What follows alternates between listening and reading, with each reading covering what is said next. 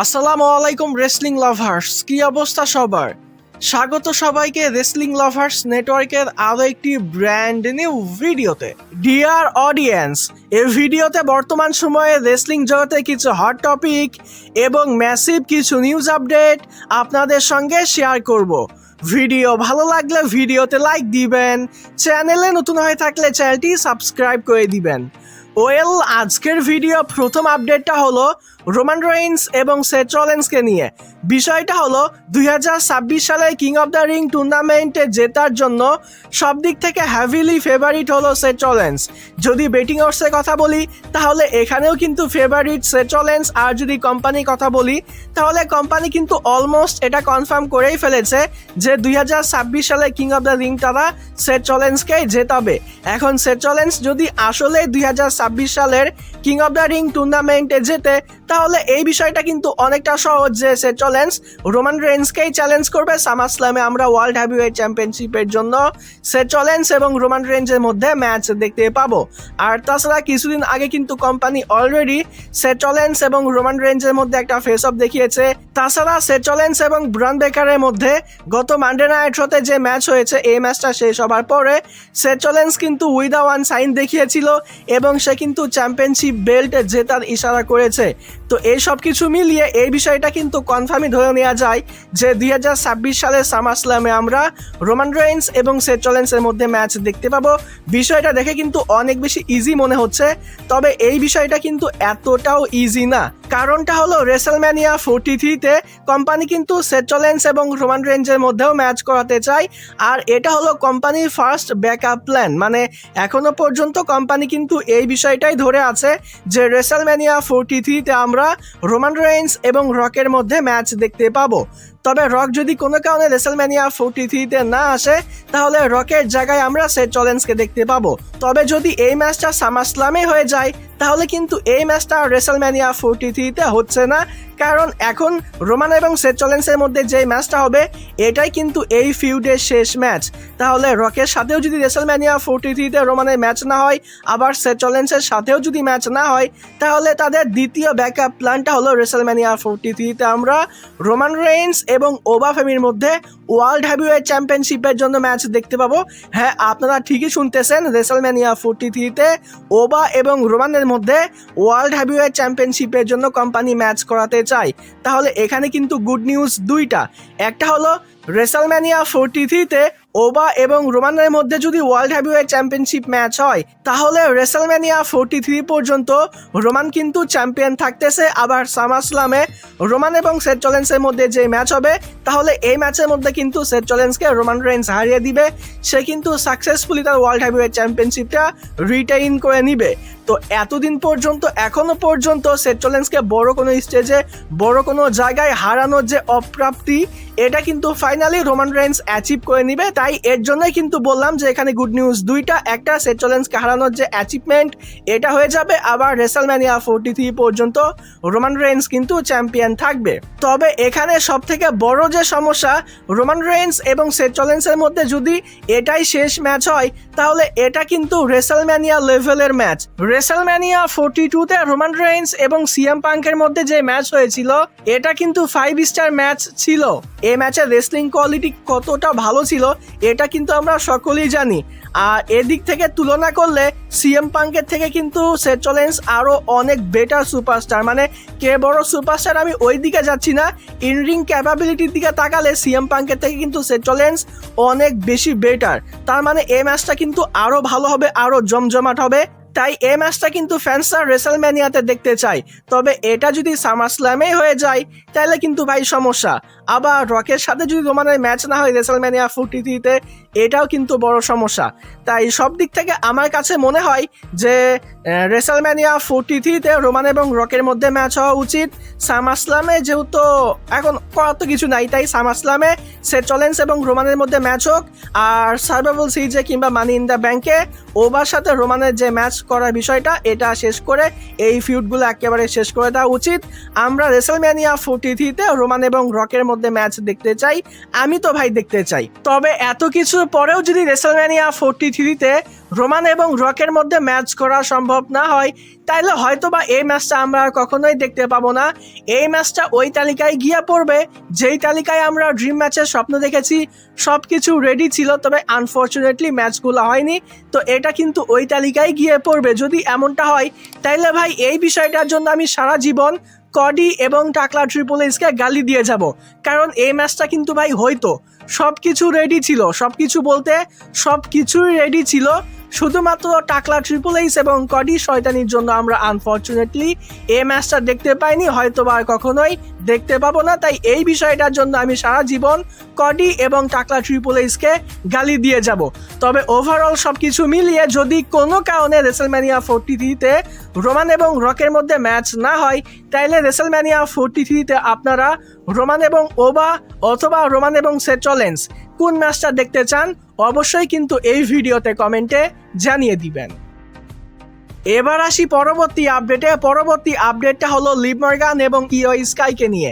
বিষয়টা হলো 2026 সালে সামারস্লামে কোম্পানি লিভ মর্গান এবং ইও স্কাইয়ের মধ্যে উইমেন্স ওয়ার্ল্ড চ্যাম্পিয়নশিপের জন্য ম্যাচ করাতে চায়।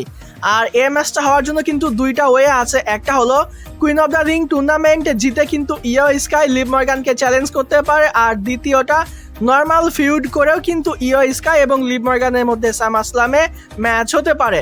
পার্সোনালি আমার চয়েস হলো যে নর্মাল ফিউড করেই লিভ মর্গান এবং ইও স্কাইয়ের মধ্যে সামারস্লামে ম্যাচ করা উচিত। এতে করে নতুন একজন সুপারস্টার কিন্তু অপরচুনিটি পেয়ে যাবে। আমার চয়েস হলো যে জেসি জেন্সকে 2026 সালে কুইন অফ দ্য রিং টুর্নামেন্টে জেতানো উচিত এবং তার রিয়া রেফলিকে চ্যালেঞ্জ করা উচিত। তাইলে জেসি জেন্স এবং রিয়া রেফলির মধ্যে আমরা একটা ভালো ম্যাচ দেখতে পেয়ে যাব। নতুন সুপারস্টার হিসেবে জেসি জেন্স একটা অপরচুনিটি পেয়ে গেল। অপরদিকে ইও স্কাই যেহেতু এমনিতেই বড় সুপারস্টার, তাই সে কিন্তু নর্মাল ফিউডের মধ্য দিয়েও ইও স্কাই রিয়া রেফলিকে লিভ মর্গানকে উইমেন্স ওয়ার্ল্ড চ্যাম্পিয়নশিপের জন্য চ্যালেঞ্জ করতে পারে। সামারস্লামে আমরা এই দুজনের মধ্যে ম্যাচ দেখতে পেতে পারি। তবে যা কিছুই হোক না কেন, ওভারঅল সবকিছু মিলিয়ে কোম্পানি মূলত 2026 সালের সামারস্লামে ইও স্কাই এবং লিভ মর্গানের মধ্যে উইমেন্স ওয়ার্ল্ড চ্যাম্পিয়নশিপের জন্য ম্যাচ করাতে চায় এবং এই ম্যাচের আউটকাম আসবে যে লিভ মর্গানকে ইও স্কাই হারাবে এবং সে হবে নতুন women's world champion. I think আপনাদের মনে থাকবে আমি কিছুদিন আগে একটা আপডেট দিয়েছিলাম যে কোম্পানি কিন্তু ইও স্কাইকে আবারও টপ পজিশনে নিতে চাই। তো এটা শুরুটা হতে পারে 2026 সালের সামারস্লামে লিভ মর্গানকে হারানোর মধ্য দিয়ে। আর যদি আসলেই এই আপডেটটা সঠিক হয়, তাইলে কিন্তু সামারস্লামের আগে স্টেফনি ভেকারের সাথে লিভ মর্গানের যে ফিউডটা, এটা কিন্তু শেষ করা উচিত। এই ম্যাচটা কিন্তু অনেক আগে হয়ে যাইতো, তবে স্টেফনি ভেকারের ইনজুরির জন্য কিন্তু আমরা এই ম্যাচটা এখনো পর্যন্ত দেখতে পাইনি, মানে পার্ট 2 কিন্তু এখনো পর্যন্ত পেন্ডিং হয়ে আছে। তাই সামারস্লামের আগে কিন্তু এই ম্যাচটা শেষ করা উচিত। যদি কোনো কারণে সামারস্লামের আগে স্টেফনি ভেকার রিটার্ন করতে না পারে, তাহলে আই থিঙ্ক আমরা লিভ মর্গানের সাথে স্টেফনি ভেকারের নর্মাল একটা ম্যাচ দেখতে পাবো যেখানে কোনো চ্যাম্পিয়নশিপ থাকবে না। পরবর্তী সময়ে হয়তো বা স্টেফনি ভেকার উইমেন্স ওয়ার্ল্ড চ্যাম্পিয়নশিপের জন্য ইও স্কাইকে চ্যালেঞ্জ করতে পারে। তো যাই হোক, এটা অনেক দূরের বিষয়। এখানে মূল যে আপডেটটা সেটা হলো কোম্পানি মূলত 2026 সালের সামারস্লামে উইমেন্স ওয়ার্ল্ড চ্যাম্পিয়নশিপের জন্য লিভ মর্গান এবং ইও স্কাইয়ের মধ্যে ম্যাচ করাতে চায়।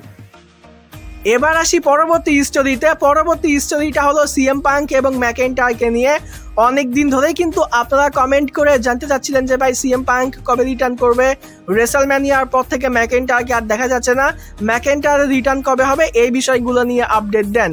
তো ফাইনালি সিএম পাঙ্ক এবং ম্যাকেন্টারের রিটার্নের ব্যাপারে কিন্তু প্রপার আপডেট পাওয়া গেছে। বিষয়টা হলো সিএম পাঙ্ক যে ইনজুরিতে আছে বা অন্য কোনো সমস্যা, বিষয়টা কিন্তু এরকম না। সিএম পাঙ্ককে নিয়ে কোম্পানির কোনো প্ল্যানিং নাই, এর জন্য আমরা বর্তমান সময়ে সিএম পাঙ্ককে দেখতে পাচ্ছি না। তবে সিএম পাঙ্কের রিটার্ন কবে হবে এই বিষয়টা নিয়ে যদি কথা বলি, তাহলে আপডেট অনুযায়ী এ মাসের শেষের দিকে অথবা আগামী মাসের শুরু থেকে নিয়ে মাঝামাঝি একটা পজিশনে আমরা ফাইনালি সিএম পাঙ্কের রিটার্ন দেখতে পেয়ে যাব। আর যদি ম্যাকেন্টায়ারের রিটার্নের ব্যাপারে কথা বলি, তাহলে ম্যাকেন্টায়ারের রিটার্নের বিষয়টা কিন্তু ইমিনেন্ট। মানে ম্যাকেন্টায়ার যে মুভি শুটিংয়ের জন্য গিয়েছিল, সেই শুটিংটা কিন্তু ফাইনালি ডান হয়ে গেছে এবং ম্যাকেন্টায়ারের রিটার্নটা কিন্তু ইমিনেন্ট বলতে যে কোনো সময় যে কোনো দিন কিন্তু ম্যাকেন্টায়ারের রিটার্ন হতে পারে। এমনকি আগামী স্ম্যাকডাউনে কিংবা আগামী মানডে নাইট শোতেও আমরা ম্যাকেন্টায়ারের রিটার্ন দেখতে পেতে পারি। আগামী স্ম্যাকডাউনে বা আগামী মানডে নাইট শোতেই যে আসবে এটা আমি কনফার্ম দিচ্ছি না, তবে আগামী 2-1 সপ্তাহের মধ্যেই কিন্তু আমরা ফাইনালি ম্যাকেন্টায়ারের রিটার্ন দেখতে পেয়ে যাব। ম্যাকেন্টায়ারের রিটার্নের ক্ষেত্রে ইমিনেন্ট শব্দটা ব্যবহার করা হয়েছে। আই থিঙ্ক এই বিষয়টা ক্লিয়ার হয়ে গেছে। অনেকেই আবার র্যান্ডি অর্টনের রিটার্ন সম্পর্কেও জানতে চান। তো র্যান্ডি অর্টনের ক্ষেত্রেও কিন্তু বিষয়টা একই রকম। সে যে এখন খুব বেশি বড় ইনজুরিতে আছে বা অন্য কোনো সমস্যা, বিষয়টা কিন্তু এরকম না। র্যান্ডি অর্টন কিন্তু রিটার্ন করার জন্য রেডি, তবে র্যান্ডি অর্টনকে নিয়েও কিন্তু এখনো পর্যন্ত কোম্পানির কোনো প্ল্যানিং নাই। বুঝলাম না যে র্যান্ডি অর্টনকে নিয়ে কোম্পানির কেন প্ল্যানিং নাই। কডির সাথে তার ফিউডটা কিন্তু আবারও কন্টিনিউ হতে পারে। তো এই বিষয়গুলো বাদ দিয়ে কোম্পানি যে কি করতেছে আমি ঠিক বলতে পারবো না, তবে বলা হচ্ছে যে র্যান্ডি অর্টনকে নিয়ে কোম্পানির কোনো প্ল্যানিং নাই আপাতত। এর জন্য আমরা এ ধরনের সুপারস্টারের রিটার্ন বর্তমান সময়ে দেখতে পাচ্ছি না। তবে সিএম পাঙ্ক এবং র্যান্ডি অর্টনের রিটার্ন হতে একটু দেরি হলেও ম্যাকেন্টায়ারের রিটার্নটা কিন্তু ইমিনেন্ট। এবার আসি পরবর্তী আপডেটে। পরবর্তী আপডেটটা হলো ব্লাড লাইন এবং জেকা ফাটুকে নিয়ে। বিষয়টা হলো গত মানডে নাইট শোতে কিন্তু ফাইনালি জেকা ফাটু রোমানকে নিজের ট্রাইবাল চিফ হিসেবে অ্যাকনলেজ করে এবং সে কিন্তু অফিসিয়ালি ব্লাড লাইনে যুক্ত হয়েছে। জেকা ফাটু কিন্তু এখন অফিসিয়ালি ব্লাড লাইনের একজন মেম্বার। তবে জেকা ফাটুর ব্লাড লাইনে যুক্ত হওয়ার পরে কিন্তু অনেকেই অনেক কথা বলতেছে। কেউ বলতেছে যে জেকা ফাটু এখন রোমানের গোলাম হয়ে গেল, জেকা ফাটুকে দিয়ে আর ভালো কিছু হবে না। আবার কেউ কেউ এই বিষয়টাকে পজিটিভ ওয়েতেই দেখতেছে।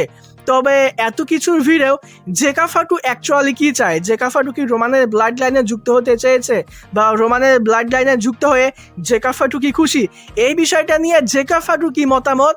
তো এ ব্যাপারে কিন্তু জেকা ফাটু নিজেই একটা ইন্টারভিউতে জানায় যে রোমানের যখন ব্লাড লাইন ছিল, মানে ব্লাড লাইন যে সময় পিক পজিশনে ছিল সেই সময় কিন্তু জেকা ফাটু কোম্পানিতে ছিল না। পরবর্তী সময়ে সে অবশ্য সোলোসিকাওয়ার ব্লাড লাইনে যুক্ত হয়েছে, তবে সোলোসিকাওয়ার ব্লাড লাইন কিন্তু আর রোমানের ব্লাড লাইন ছিল না। তাই সেই সময় থেকেই কিন্তু জেকা ফাটুর স্বপ্ন ছিল রোমানের ব্লাড লাইনে যুক্ত হবার। আর এখন যেহেতু রোমান রেইন্স চ্যাম্পিয়ন হয়েছে, তার ব্লাড লাইনটা আস্তে আস্তে আবারও রিউনিয়ন হয়েছে, মানে নতুন একটা ব্লাড লাইন আমরা দেখতে পাচ্ছি বা ব্লাড লাইন চ্যাপ্টার 2 দেখতে পাচ্ছি। তো এখানে কিন্তু জেকা ফাটু নিজে থেকেই রোমানের ব্লাড লাইনে যুক্ত হতে চেয়েছে এবং জেকা ফাটু এরকম করে বলেছে যে আমি রোমানের ব্লাড লাইনে থেকে রোমানের আন্ডারে কাজ করে নিজেকে সাকসেসফুল করতে চাই। যেখানে জেকা ফাটু নিজেই রোমানের ব্লাড লাইনে যুক্ত হতে চেয়েছে, যে রোমানের ব্লাড লাইনে থেকে যেখানে জেকা ফাটু নিজেই সাকসেসফুল হতে চেয়েছে, সেখানে গরু ছাগল মার্কা কিছু অডিয়েন্স কি বললো না বললো ওইদিকে আমরা কান দিব না। তো এটা হলো প্রপার আপডেট যে জেকা ফাটু নিজেই রোমানের ব্লাড লাইনে যুক্ত হতে চেয়েছে। আর তাছাড়া রোমান রেইন্স কিন্তু এই ফটোটা আপলোড দিয়েছে যেখানে জেউসো, জিমিউসো এবং জেকা ফাটু সবাই কিন্তু আছে। তো অসাধারণ একটা ফটো লাগতেছে। পার্সোনালি এই টাইপের ফটোগুলো দেখলে কিন্তু অনেক বেশি ভাল লাগে। এবার কথা বলি আজকের ভিডিও সর্বশেষ আপডেট নিয়ে। আজকের ভিডিও সর্বশেষ আপডেটটা হলো ব্লাড লাইন এবং এমএফটিকে নিয়ে। বিষয়টা হলো ক্ল্যাশ ইন ইডলিতে আমরা কিন্তু রোমান এবং জেকা ফাটুর মধ্যে ম্যাচ দেখতে পাই এবং এই ম্যাচটা শেষ হয়ে যাবার পরে সেখানে কিন্তু এমএফটিকেও দেখানো হয়েছে। মানে কোম্পানি কিন্তু এমএফটির সাথে ব্লাড লাইনের একটা খিচুড়ি পাকানোর চেষ্টা করতেছে। তো এই বিষয়টা নিয়ে একটা প্রপার আপডেট চলে এসেছে, সেটা হলো ব্লাড লাইন ভার্সেস এমএফটির মধ্যে আমরা এবার একটা ফিউড দেখতে পাবো বা সার্ভাইভাল সিরিজে একটা ওয়ার গেমস ম্যাচও হতে পারে কিংবা ব্লাড লাইন সিভিল ওয়ার টাইপের কিছু একটা কিন্তু আমরা খুব শীঘ্রই দেখতে পেতে যাচ্ছি। তবে এখানে সবথেকে বড় প্রশ্ন হলো এমএফটিতে কিন্তু এখন শুধুমাত্র 3 জন মেম্বার, সোলোসিকাওয়া, হিকুলিও এবং টামাটোঙ্গা। তো এখানে কিন্তু আরও 2 জন মেম্বার অ্যাড করতে হবে। রোমানের ব্লাড লাইনের বিষয়টা কিন্তু আলাদা, সেখানে 4 জন মেম্বার অলরেডি আছে। এখানে পসিবলি জিলা ফাটু যুক্ত হয়ে যাবে। তো রোমানের ব্লাড লাইন কিন্তু অনেক বেশি শক্তিশালী, তো সেই তুলনায় এমএফটি কিন্তু একেবারে বাচ্চা। তাই এমএফটিতে কিন্তু 2টা তাগড়া লেভেলের বান্দা যুক্ত করতে হবে। এখন জানি না কোম্পানি এখানে কাদেরকে অ্যাড করবে, পসিবলি রয়্যালস্কিজ অ্যাড হতে পারে, আবার অন্য কোনো মেম্বার। তো যাই হোক, এই টাইপের একটা বিষয় আমরা কিন্তু খুব শীঘ্রই দেখতে পেতে যাচ্ছি। আমরা ব্লাড লাইন এবং গরিবের ব্লাড লাইন মানে নিউ ব্লাড লাইন এবং ওজি ব্লাড লাইনের মধ্যে ম্যাচ দেখতে পেয়েছি। এবার চ্যাপ্টার 2তে আমরা ব্লাড লাইন এবং এমএফটির মধ্যে ম্যাচ দেখতে পাবো। আশা করছি এই বিষয়টা ক্লিয়ার হয়ে গেছে। তো যাই হোক ডিয়ার অডিয়েন্স, এই ভিডিওটা এ পর্যন্তই ছিল। আশা করছি ভিডিওটি ভালো লেগেছে। ভিডিও ভালো লাগলে ভিডিওতে লাইক দিবেন, চ্যানেলে নতুন হয়ে থাকলে চ্যানেলটি সাবস্ক্রাইব করে দিবেন। আজকের মতো এখানেই বিদায় নিচ্ছি। যাবার আগে একটি কথাই বলতে চাই, যদি রেসলিং ভালোবাসো তাহলে আমরা সবাই এক টিম।